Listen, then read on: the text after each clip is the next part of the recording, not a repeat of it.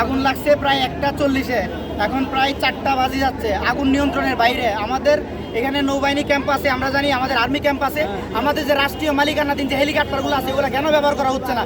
পাশে সাগর আছে, আগুনগুলো নিয়ন্ত্রণের জন্য সর্বোচ্চ ব্যবহার করার দরকার এখন হেলিকপ্টার।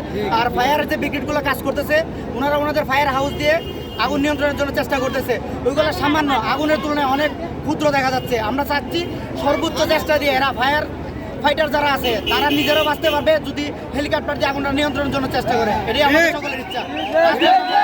চাকরি করি ইউপিএফআরএস।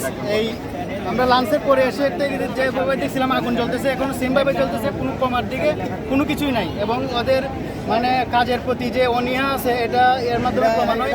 এবং 3 তলার উপরে পানি উঠেই না, আগুন জ্বলতেছে 7 তলাতে, 3 তলার উপর কোনো ধরনের পানি উঠতেছে না। এবং পানি দিয়ে ওই পাশে ফ্যাক্টরিতে পানি নিয়ে ওরা কি ক্যাপচার করতে পারতেছে না। এবং আগুন নিবার দিকে কোনো ধরনের আমরা কোনো কিছু দেখতেছি না।